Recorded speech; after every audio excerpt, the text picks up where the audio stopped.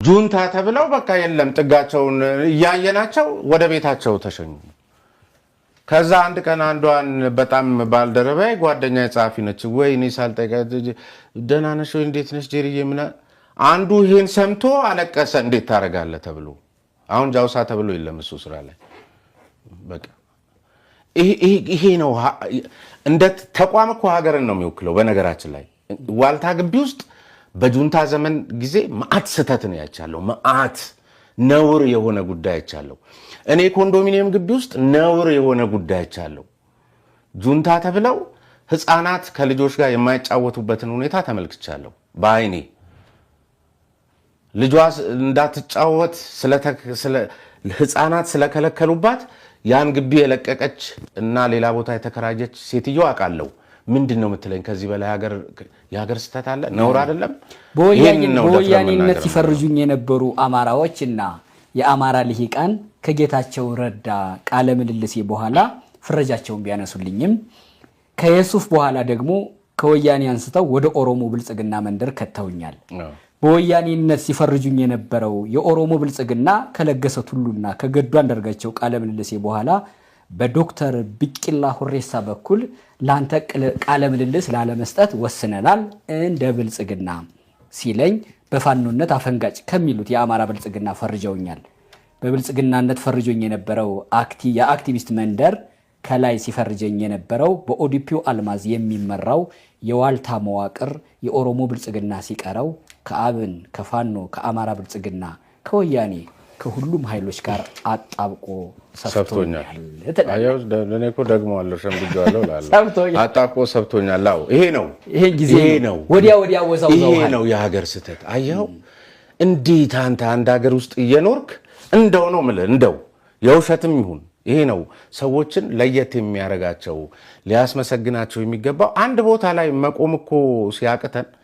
ስተትም ይሁን ለአቋማችን መጽናት ሲያቅተን ሀገርን ነው ገደል ውስጥ የምንጨምረው እኔ ልንገር በወር ውስጥ በአንድ ወር ውስጥ በአንዴ ጁንታ በአንዴ ኦዲፒ በአንዴ ምናምን እኮ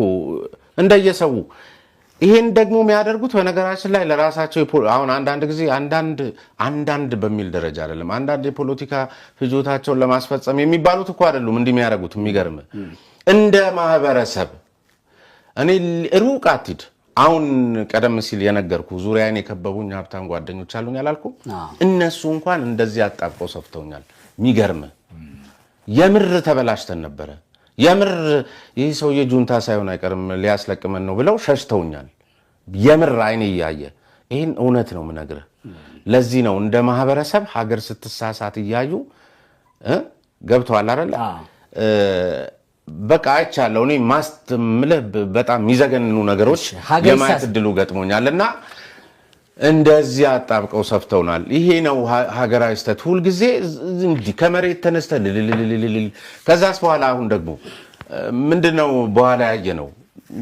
በየግጥሙ በየምናምን ጁንታነት ላይ ምን ያልቀረበበት ነገር አለ ከዚያ በኋላ ደግሞ መተው ደግሞ ሜዳሊያውን ሲያጠልቁላቸውም ተመለከትን አይደል ከፕሪቶሪያው በኋላ እና ያንንም አልተሳሳትኩም የሚል ጭንቅላት ያለው ክፍል ካለ ይሄ በቃ ይሄ ነው ሀገርን ይዞ እንትን የሚለው ነገሮችን እኛ እኮ ሰክነን እንመልከት ነው ሰክነን ፖለቲካ እኮ ነው ግን ስሜና አሁን ይሄን አንተ ቀደምም እንዳልከኝ ከቤተክርስቲያን ምንጭ አለኝ እንዳልከኝ በኢትዮጵያ ባህል ወግ ባህል ያደገ ቃሌ ከሚጠፋ የወለድኩት ይጥፋ እንደሚል ማህበረሰብ አይተው ከሆነ ይሄ እኮ ፖለቲካ ነው መቼም የፖለቲካን ጌም ላንተ መንገር ተአምራትን ለየሱ የኛ ግን የነበረን ሁኔታ በነገራችን ላይ አሁን ፖለቲከኞች ናቸው አሁን አንተ ልትሰው ኖ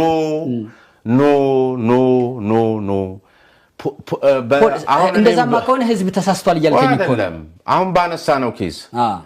ምንድነው በምን አንተ ማህበራዊ ሚዲያ ሚራስም ማለት ተከታተላለህ ፖለቲከኞች ብቻ ነበሩ እንደ ሀገሩን ሲያናውዙት የነበረው እና ካድሬዎች 15 ነው ብቻ የገጣሚዎቹ የሉበትም ዘፋኞቹ የሉበትም እኔ የገጣሚ ካድሬ እኮ አለ የጋዜጠኛም ካድሬ አለ የገጣሚ አይደለም እንደሱ አይደለም ለመሸሽ ካልሆነ በስተቀር ለመሸሽ አይደለም ስንቶቹን ፖለቲካው የደረሰበት ጫፍ ላይ አይተናቸው የማናቋቸው አካላት በቃ ያስመሰሉ ሲንፈራፈሩ ነበር፣ ሲገጥሙ ነበር፣ ሲያስቁ ነበር። ህዝብ ላይ እየተሳለቁ ማለት ነው። ህዝብ ላይ ሊያውም የሀገረ ክፍል ላይ እግዚአብሔር እኮ ነው ያሳለፈልን። አንተ የሚያስደነግጥ ጊዜ እኮ ነበረ። ግን ደግሞ